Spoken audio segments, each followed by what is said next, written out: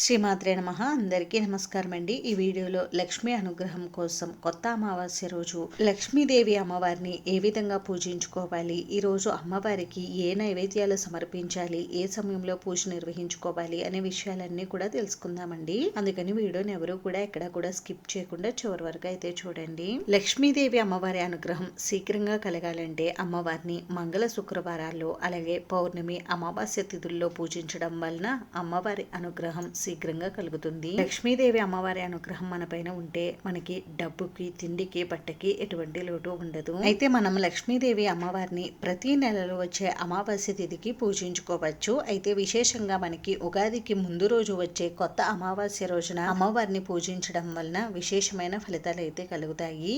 ఈ కొత్త అమావాస్య రోజున లక్ష్మీదేవి అమ్మవారితో పాటుగా కొద్దిమంది తమ గ్రామ దేవతల్ని కూడా పూజించుకుంటూ ఉంటారు. ఈ కొత్త అమావాస్య రోజున గ్రామ దేవతలకు పూజ చేసుకోలేని వారు ఈ విధంగా లక్ష్మీదేవి అమ్మవారికి ఇంట్లో పూజ చేసుకోండి. చాలా మంచి ఫలితాలు అయితే కలుగుతాయి. అయితే ఇంట్లో గ్రామ దేవతలు పూజ చేసుకున్న లక్ష్మీదేవి అమ్మవారికి పూజ చేసుకోవచ్చా అని మళ్ళీ మీలో చాలా మందికి డౌట్ అయితే వస్తూ ఉంటుందండి. మనం ఇద్దరు అమ్మవార్లకి కూడా పూజ చేసుకోవచ్చు. అయితే అమ్మవారికి పూజను ఏ సమయంలో చేయాలి అని అంటే అమావాస్య తిథి ఉన్నప్పుడు ఉదయం కానీ సాయంత్రం కానీ అమావాస్య తిథిలో పూజ చేసుకుంటే మంచిదండి.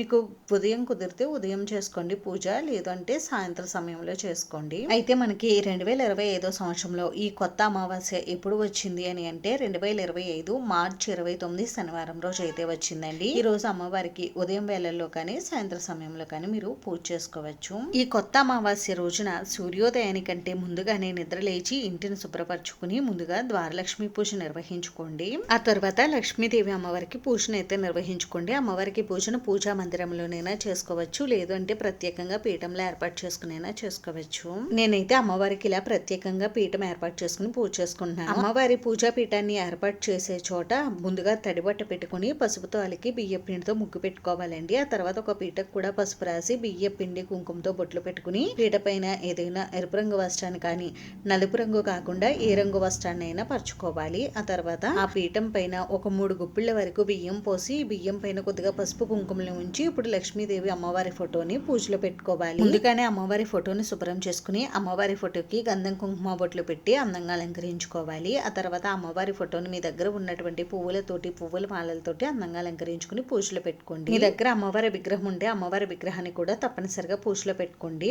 అలాగే అమ్మవారి దగ్గర ఈ విధంగా నిండుగా పసుపు కుంకుమలు కూడా పెట్టుకోండి. అలాగే ఇంట్లో ఉన్నటువంటి పప్పు దినుసులు ఇంకా అమ్మవారికి ఇష్టమైనటువంటి వస్తువులన్నీ కూడా ఇలా పూజలో అమ్మవారి దగ్గర నిండుగా పెట్టుకోండి. నేనైతే అమ్మవారి పూజలో ఈ విధంగా బియ్యం, చిట్టి గాజులు, తామర గింజలు, పసుపు కొమ్ములు, ఇంకా అమ్మవారికి ఇష్టమైనటువంటి లక్ష్మీ కవలు, గోమతి చక్రాలు, ఇంకా చిల్లర నాణాలు అయితే పెట్టుకున్నానండి.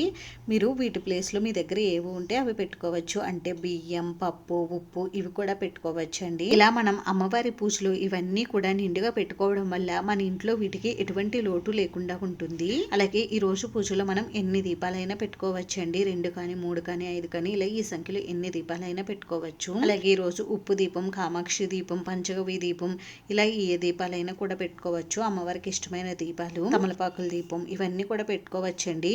ఈ రోజు అమావాస్య కదండి, బయట మనకి ఎంత చీకటిగా ఉన్నా ఇంట్లో మనకి ఎటువంటి చీకటి లేకుండా మన ఇల్లు ఎప్పుడూ కూడా దీపాల వెలుగులతో కలకల్లాడుతూ ఉండాలి. అందుకని ఈ రోజు పూజలో ఎన్ని దీపాలైనా పెట్టుకుని పూజ చేసుకోవచ్చు.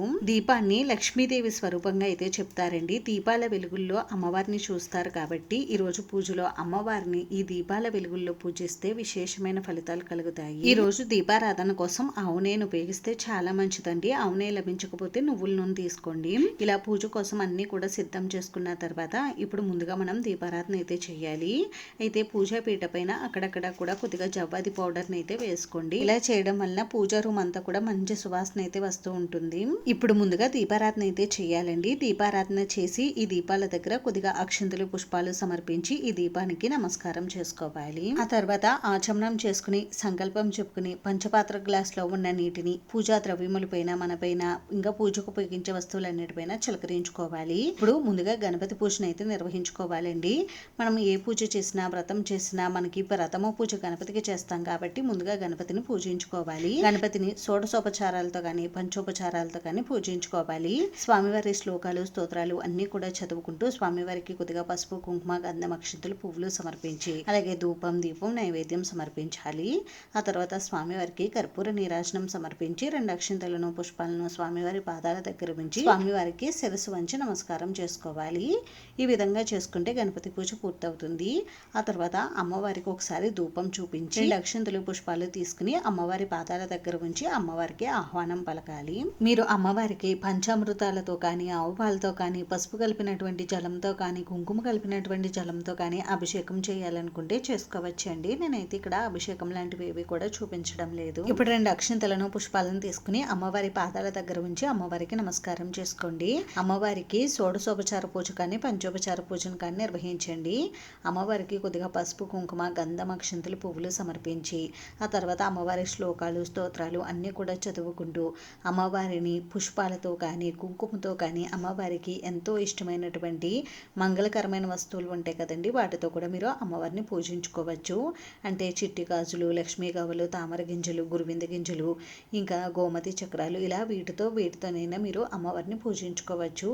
అమ్మవారికి ఎంతో ఇష్టమైన పూజ కుంకుమార్చన కాబట్టి అమ్మవారి శ్లోకాలు, అష్టోత్తరం చదువుకుంటూ అమ్మవారికి కుంకుమార్చన చేసుకోండి. అమ్మవారికి కుంకుమార్చన నిర్వహించేటప్పుడు ముందుగా కొద్దిగా పసుపుని పూజ చేసి ఆ తర్వాత కుంకుమార్చన అయితే చేయండి. అమ్మవారి శ్లోకాలు, స్తోత్రాలు ఏవి కూడా చదవడం రాదనుకునేవారు ఓం శ్రీ మహాలక్ష్మీదేవి నమః అని అనుకుంటూ అమ్మవారికి పూజ చేసుకోవచ్చు. లేదా శ్రీమాత్రే నమః శ్రీమాత్రే నమః అని అనుకుంటూ అయినా పూజ చేసుకోవచ్చు. పూజ పూర్తయిన తర్వాత అమ్మవారికి ధూపం, దీపం, నైవేద్యం అయితే సమర్పించాలి. అమ్మవారికి ఈ రోజు నైవేద్యంగా పాలతో చేసినటువంటి ఏ నైవేద్యాలనైనా సమర్పించవచ్చు. అంటే పాలాన్నం కానీ, పరమాన్నం కానీ ఇలా పాలతో చేసినటువంటి నైవేద్యాలు సమర్పిస్తే చాలా మంచిది.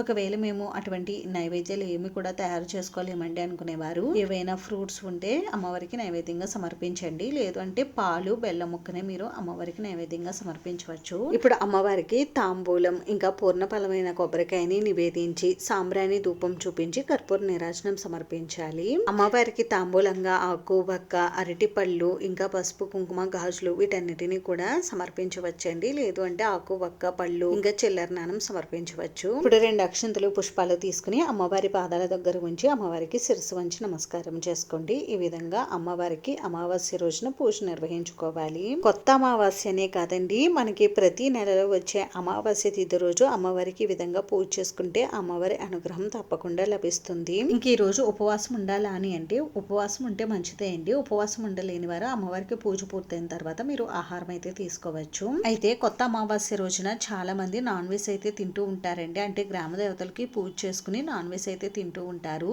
అయితే మనం ఇలా లక్ష్మీదేవి అమ్మవారికి కూడా కొత్త అమావాస్య రోజు పూజ చేసుకుంటే ఈ రోజు నాన్ వెజ్ అయితే తినకూడదు. ఈ సంవత్సరం మనకి ఈ కొత్త అమావాస్య శనివారం రోజు వచ్చింది కదండి. శనివారం రోజు చాలా మంది నాన్ వెజ్ అయితే తినరు. ఈ కొత్త అమావాస్య రోజున గ్రామ దేవతని లక్ష్మీదేవి అమ్మవారిని పూజించడం వలన మనకి ఈ సంవత్సరం అంతా కూడా మంచి ఫలితాలు అయితే కలుగుతాయి. అందుకని మన పెద్దలు కొత్త అమావాస్య రోజున గ్రామ దేవతల్ని, లక్ష్మీదేవిని పూజించాలని అంటారు. ఈ రోజున గ్రామ దేవతలను పూజించడం వలన మన ఇల్లు ఎప్పుడూ కూడా చల్లగా ఉంటుందని, పిల్లలకు ఎటువంటి అంటువ్యాధులు రాకుండా అమ్మవారు కాపాడతారని అంటారు. అందుకని తప్పకుండా ఈ రోజు గ్రామ దేవతకి, లక్ష్మీదేవి అమ్మవారికి పూజను అయితే నిర్వహించుకోండి. అమ్మవారికి ఈ రోజున ధూపం కొద్దిగా ఎక్కువగా వేసి ఆ ధూపాన్ని ఇల్లంతా కూడా చూపించండి. ఇలా చేయడం వలన ఇంట్లో ఉన్న నెగిటివ్ ఎనర్జీ అంతా కూడా తొలగిపోతుంది. ఇంకా పూజ అంతా కూడా పూర్తయిన తర్వాత ఈ అమ్మవారి పూజా పీఠాన్ని నెక్స్ట్ డే మార్నింగ్ అయితే మనం కదిలించేవచ్చండి. అయితే మనం ఇక్కడ పూజలో పెట్టినటువంటి బియ్యం ఇంకా చిల్లర నాణ్యాలు ఇవన్నీ ఉన్నాయి కదండి, వీటన్నిటిని తీసి బియ్యం, పప్పులు పెట్టుకుంటే మనం ఏదైనా నాన్ వెజ్ వండని రోజు వంటల్లో వాడుకోవచ్చు. ఇంకా మిగిలినవన్నీ కూడా మనం ఒకసారి వాష్ చేసుకుని మళ్ళీ నెక్స్ట్ పూజలకి అయితే వాడుకోవచ్చండి. అంతేనండి. చూసారు కదా, ఈ వీడియో మీకు నచ్చితే ప్లీజ్ లైక్ చేసి, షేర్ చేసి, సబ్స్క్రైబ్ చేసుకోండి. Thanks for watching.